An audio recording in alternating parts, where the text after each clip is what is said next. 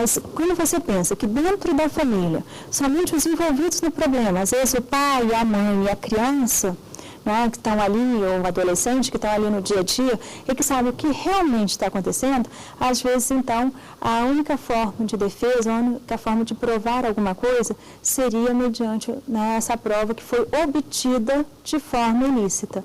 Então, há uma posição doutrinária nesse sentido. Mas nós ainda vamos ter que caminhar bastante, né, evoluir, amadurecer, porque tudo isso está implicando o quê? Mitigar o princípio do devido processo legal.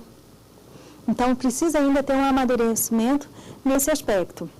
Enquanto a gente percebe que para a liberdade do indivíduo, quando a gente percebe que para poder fazer a defesa dele, porque o bem maior é a liberdade, a gente já tem essa segurança, e aí prefere, então, mitigar esse momento, o princípio do devido processo legal, porque o que ele preserva? A liberdade.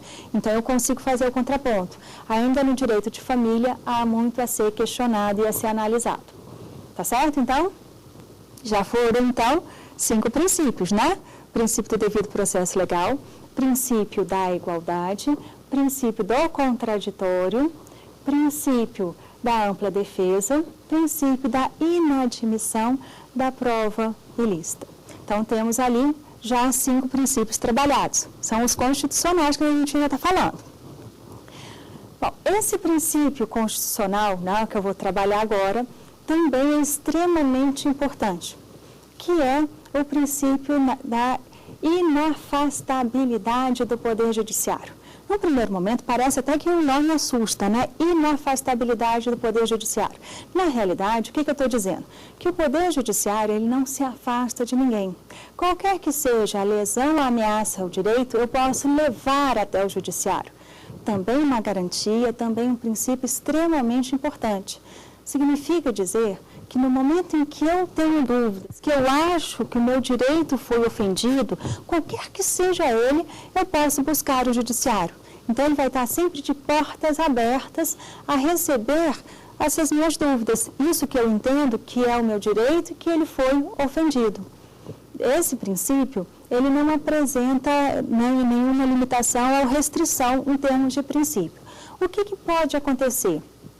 Qual o momento que eu poderia, né, fazer esse afastamento do judiciário?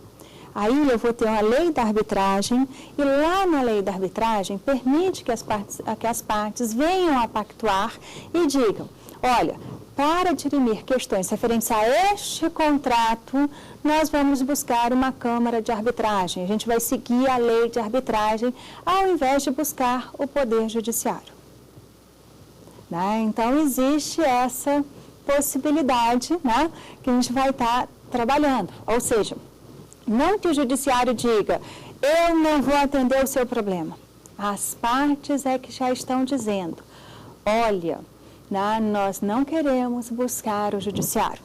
Mas nem todos os problemas, né, oriundos desse contrato, podem, né, ficarem restritos à arbitragem, porque lá na lei da arbitragem ela vai estabelecer requisitos específicos para quais tipos, né, de problema de lide pode ser resolvido, solucionado pela lei da arbitragem, enquanto que outros continuam tendo acesso total ao judiciário. Então, assim, quando se tratar de sujeitos capazes, né, legitimados para o ato, eles então vão estar fazendo um contrato. Se for um contrato dentro do consumidor, tem que ter uma assinatura do fulano ali do lado daquela cláusula, não basta ser aquela assinatura lá no final. Então, existe, né, limitações para você poder utilizar a arbitragem. E essas limitações vêm pela lei da arbitragem, mas não ofende o princípio da inafastabilidade. Por quê? Porque o princípio da inafastabilidade diz, eu estou aqui, ó, eu, judiciário, estou esperando vocês. Só que aí as partes falam, nós não queremos ir ao judiciário. Bom, então, o que eu vou ter aí? Toda essa análise, no sentido de que o princípio da inafastabilidade do Poder Judiciário, ele fica lá esperando que a gente vá até ele. O que acontece? Nós estamos vivendo um momento de tudo buscar o judiciário. Briga de vizinho, né, às vezes por causa de um latido de cachorro que não deixa o outro, né, dormir, e isso está chegando até o judiciário. E uma das formas que a gente visualiza para solucionar esses conflitos é mediante a conciliação. Essa conciliação pode ser prévia ao judiciário ou pode acontecer dentro do judiciário. A base dos juizados especiais é exatamente buscar a conciliação, que na realidade, gente, era o que a gente já deveria estar tentando fazer. Ou seja, sentar com a pessoa que está nos trazendo esse problema, no caso lá da vizinha que tem o cachorro, e juntos buscarmos uma solução. Se estamos vivendo em sociedade, a gente tem que aprender a viver em sociedade. E cada um tem o seu jeito, cada um tem o seu problema, mas se a gente não consegue solucionar e vai buscar o judiciário, um dos primeiros passos, então, é tentar a conciliação. Ok? Então, esse princípio, certo? Então, vamos para o próximo, que é o princípio da publicidade. Princípio esse maravilhoso, Nós adotamos, então, o princípio da publicidade, que diz, que todos os atos processuais são públicos. Põe uma vírgula e diz, salvo aqueles que correm segredo de justiça. O que acontece? Nós adotamos, na realidade, o princípio da publicidade restrita. Via de regra, então, nós podemos participar dos atos processuais. A gente pode ir lá assistir a uma audiência. Então, se eu quero hoje ver um tribunal do júri, eu tenho possibilidade de acesso. Por que está acontecendo? E com o auxílio aí da TV Justiça, nós podemos ver as audiências, as sessões acontecendo dentro da nossa casa, Então, eu estou lá um dia à tarde, ligo e me deparo ali com o plenário do STF, ou do TST. Então, eu estou acompanhando. Isso é o quê? Isso aí é a materialização do princípio da publicidade. Porém, existem alguns tipos de processo em que eu não vou utilizar o princípio da publicidade. Daí eu falar em publicidade restrita. Por quê? Nesses casos, o que está sendo tratado, o que está sendo discutido ali naquele processo, ou só diz interesse aos envolvidos, e aí eu vou preservar a privacidade, a intimidade dos envolvidos, ou então, se aquilo se tornar público, é capaz de afetar toda a nossa sociedade, toda a nossa economia, então eu tenho que restringir o acesso àquele processo. Por exemplo, se eu estou falando lá de um divórcio, no qual eu tenho um casal ali, questões de partilha de bens, questão de guarda dos filhos. Ora, isso diz respeito àquela família, àquele casal. Todos nós aqui não temos por que ficar assistindo aquela privacidade, aquela intimidade que está sendo exposta naquele momento. Logo, nesse caso, isso vai ser fechado. Esse é o tipo, então, de processo que a gente fala que corre em segredo de justiça. Por quê? Só interessa aos envolvidos. Só interessa aquele casal que está se separando. Ninguém. Mas existe uma outra categoria, que é o que a gente chama, assim, para não ofender ao interesse público, para não ofender um bem maior. Vamos imaginar que eu tenho ali um processo onde esteja se discutindo a fórmula da Coca-Cola, ou uma outra empresa, assim, de grande relevância. Imagine, então, que esse refrigerante, por uma determinação do juiz, tenha que apresentar ali a sua fórmula secreta. Imagina se todos nós pudéssemos ter acesso à fórmula secreta desse refrigerante. Ia ter gente que ia fazer isso aí no final de semana em casa, Ia misturar não sei o que com não sei o que e ia ter aquele produto. Ora, você ia falar assim, não, mas esse refrigerante aí vai e quebra, Eu não tenho nada a ver com isso. O dono, o diretor, não sei o quê, vai ficar sem dinheiro. Ele já ganhou até muito. Mas olha o que acontece. Não é só o presidente, o diretor que está lá em cima que vai ficar desempregado com a falência dessa empresa. Todos que trabalham nela de forma direta ou indireta vão sofrer com esse resultado. Então, o presidente tem uma secretária que contratou a babá para cuidar do filho dela. O que acontece? O presidente não é mais presidente de nada, demite a secretária, que por sua vez vai demitir a babá. E olha só o efeito dominó que vai acontecer. Por quê? Porque aquela fórmula foi colocada num processo no qual as pessoas tiveram acesso e começaram a utilizar, começaram a fazer. Então, eu não estou preservando a empresa em si, mas tudo que ela representa, toda essa cadeia que ela representa. Então, aquele rapaz que mora lá no interiorzinho, que passava a sua vida transportando aquele produto, ficou desempregado. Está faltando, então, para ele também né, essa renda. Se ele não tem essa renda, ele vai ter que tirar o filho da escola particular. E aí outros que trabalhavam também naquela empresa, que tinham filhos naquela escola, vão ter que tirar o menino. Fecha a escola demite os professores. Olha só, o efeito cascata. Então, o princípio da publicidade, ele é importante, mas ele traz essas consequências se eu deixasse ele de forma ampla. Então, a gente adota o quê? Princípio da publicidade restrita. E, nesse caso, o juiz vai analisar se é um caso que permite o acesso a todos ou se há um interesse público maior a ser, né, vedado, a ser, né, resguardado naquele processo específico, e aí fala, não, então nós não vamos permitir o acesso de todas as pessoas a esse processo. Então, há essa análise, há essa ponderação, e aí, nesse caso, o juiz é que vai decidir se permite, né, o acesso ao processo ou não, se ele vai correr em segredo de justiça. Certo? Estamos indo bem, né? Tá, pode dormir. Vamos lá. Então, princípio do juiz natural. Princípio esse também extremamente importante, afinal são todos princípios constitucionais, né? Então a gente não tem como escapar, né? E não posso retirar nenhum. Mas o princípio do juiz natural, esse aí é um princípiozinho básico e para a gente poder estudar a jurisdição, que é a próxima aula, ele é extremamente importante, porque ele está relacionado com competência.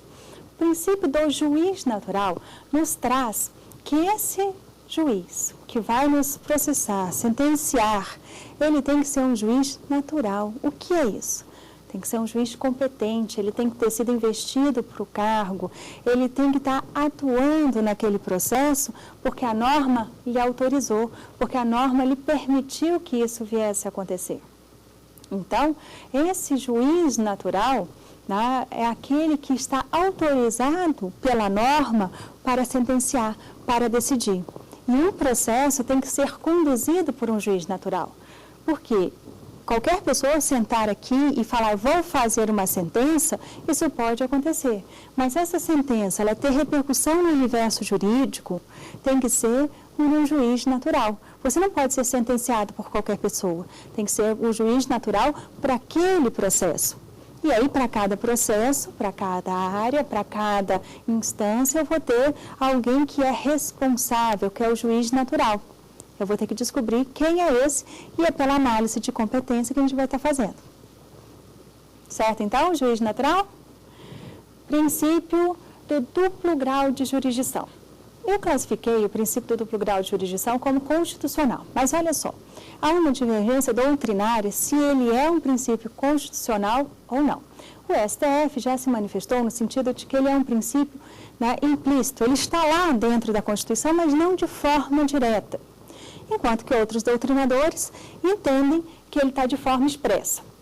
Quem visualiza que ele está de forma expressa é porque a nossa Constituição ele fala em competência originária e competência recursal. Então, ele já visualiza ali o duplo grau de jurisdição.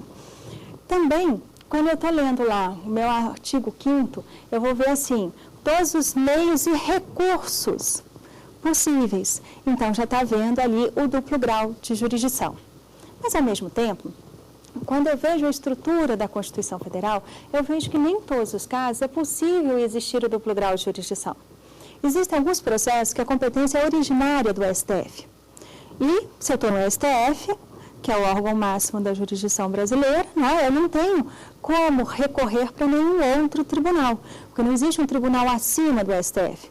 Então, a própria Constituição, quando ela fala com os meios e recursos cabíveis, ela já traz essa limitação, dizendo, olha, existem alguns casos que você não vai ter como recorrer, porque não vai ter para quem recorrer. A estrutura jurídica nossa, ela tem uma limitação na qual coloca o STF como topo. Sendo assim, se a competência originária é do STF, significa dizer que eu entrei ali e eu não tenho como recorrer para nenhum outro tribunal acima do STF. Então, a própria Constituição vem trazendo essas limitações. Daí porque alguns doutrinadores, então, falam, não é um princípio constitucional. Então, a discussão doutrinária está aí, né? Alguns entendem sim, é um princípio constitucional, enquanto que outros entendem não é um princípio constitucional. Com a súmula vinculante, né, e com outros mecanismos que nós estamos tendo aí em termos de processo, está ficando muito difícil o processo chegar até o STF. Quando veio a Constituição em 88, nós tínhamos a possibilidade de todo e qualquer processo chegar ao STF. Até mesmo aquele caso que eu acabei de comentar há pouco, da briga de vizinho com relação a um cachorro, se por acaso não foi feita uma citação de forma adequada, oferindo, portanto, o princípio do contraditório que está previsto na Constituição, essa briga de vizinho que está questionando lá os latidos do cachorro que atrapalhava a madrugada adentro, poderia chegar até o STF. Existia essa possibilidade. Depois é que nós fizemos uma reforma e aí foi vedado. Então, a gente fala que vai chegar o processo até o STF, agora eu tenho outros requisitos. Não basta simplesmente eu falar que houve ofensa ao contraditório. Então, eu tenho algo a mais. Bom, então o que acontece?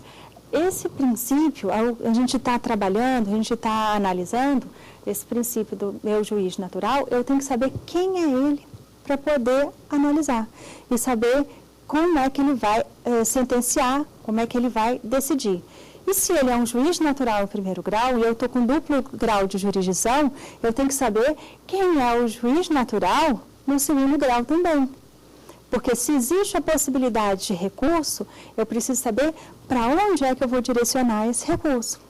Então, olha só, se nós estamos lá na primeira vara civil de Brasília, e agora eu vou ter que buscar um recurso para o tribunal, TJ, para qual TJ que eu vou estar recorrendo? Eu sei que é o duplo grau, mas esse duplo grau vai para onde? Vai para o TJ Goiás, TJ Distrito Federal, TJ Amazonas, então eu vou começar a conjugar os princípios. Não basta só eu ter o princípio do duplo grau de jurisdição, porque senão era fácil, seria para qualquer tribunal. Mas eu tenho que olhar agora o juiz natural, porque o juiz natural de primeiro grau é um, e eu vou recorrer para, usei o duplo grau, mas eu preciso achar agora o juiz natural que vai estar ali no meu segundo grau, na minha segunda instância. Aí eu falo em competência originária, competência recursal. Certo? Bom, esses são alguns dos princípios constitucionais, os mais trabalhados, os mais discutidos, os mais questionados, e nós temos também os princípios infraconstitucionais. Os princípios infraconstitucionais, dentre eles a gente pode destacar o princípio da imparcialidade do juiz. Um juiz imparcial é tudo que a gente almeja no processo. Então, é o que a gente deseja. Aliás, se eu não tenho esse princípio, esse norte, se eu não acredito nisso, o judiciário todo perderia a sua credibilidade. Então, o princípio da imparcialidade é o quê? Aquela visão do juiz acima das partes e de forma equidistante. Se por acaso ele não se encontra nesse patamar, ele está ofendendo esse princípio. E a ofensa a esse princípio acaba gerando consequências no processo. Provavelmente ele vai estar numa situação de impedimento ou de suspeição. E aí ele não pode atuar naquele caso específico. Então, o princípio da imparcialidade do juiz é essa visão que a gente tem, que o juiz está acima das partes e de forma equidistante. Porém, o juiz é pessoa, é ser humano. Ele estudou como a gente, ele leu os livros, então ele traz uma bagagem, um conhecimento que é dele, que é individualizado. Cada um dos juízes, cada um dos desembargadores, cada um dos ministros tem o seu conhecimento, tem a sua bagagem pessoal. É dele e ninguém mexe. Então, tem gente que tem uma formação que puxa mais para o alemão, tem gente que tem mais uma formação para o francês, então gosta de literatura francesa, livros franceses e vai estar estudando toda essa análise do judiciário francês. O outro gosta do alemão. Isso faz com que, na hora que eles vão se posicionar, na hora que eles vão analisar o caso concreto, acaba aparecendo essa influência. Não é que eles vão falar assim, não, o alemão é melhor, o francês é melhor. Não, eles não vão entrar nessa discussão. Mas na hora que vão proferir uma sentença, na hora que vão fazer um acórdão, isso vai aparecer. E a isso a gente chama mito da imparcialidade do juiz. Não ofende o processo, é simplesmente um reconhecimento que cada juiz ele é único. Cada juiz vai proferir uma decisão, um acórdão, uma sentença, baseado nas suas experiências, na sua vivência, nas suas escolhas. Vocês, quando já estão estudando aí, Aí o professor fala assim, olha, agora é a hora de processo. Vocês vão à biblioteca e vocês vão buscar livros de doutrinadores em processo. E aí cada um escolhe o livro que tem mais afinidade, que tem mais interesse. São vários os critérios para essa escolha. Conclusão, você gostou mais daquele livro. Por quê? É algo pessoal, né? Houve uma identificação com aquela leitura, com aquele posicionamento. E essa identificação que vocês já fazem, eu vou levando a minha vida toda acadêmica, chego na minha área profissional trazendo isso. A mesma coisa acontece com os magistrados. Eles, então, na hora de proferir uma decisão, eles vão estar usando o quê? Aquele conhecimento que eles tiveram lá atrás, que veio vindo aos poucos sendo construído. Essa bagagem de conhecimento é deles e é única. E isso aparece no processo, mas não ofende. Aliás, a gente espera que isso ocorra. Quando um juiz de primeiro grau, ele se manifesta, ele profere a sua sentença, e a gente não concorda com ela, eu corro lá atrás do duplo grau de jurisdição, para poder, então, buscar uma segunda visão, uma segunda posição, para poder rever aquilo ali. Eu quero achar um outro que pense como eu. Porque o juiz de primeiro grau me deu uma sentença no sentido contrário, que não foi a favor dos meus interesses, da minha vontade, da minha pretensão, daquilo que eu almejava. Conclusão, vou buscar um outro que tenha essa visão e essa formação.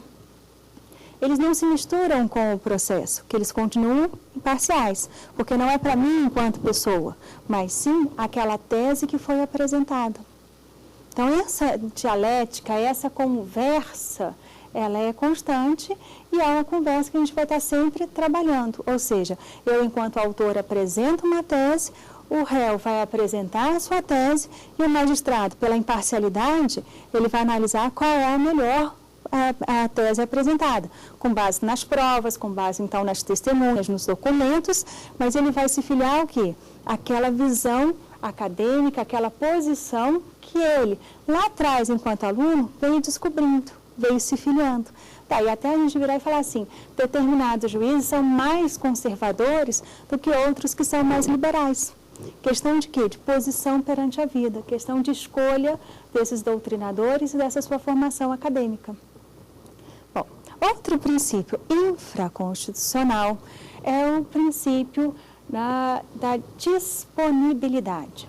Esse princípio da disponibilidade é porque eu vou fazer opções.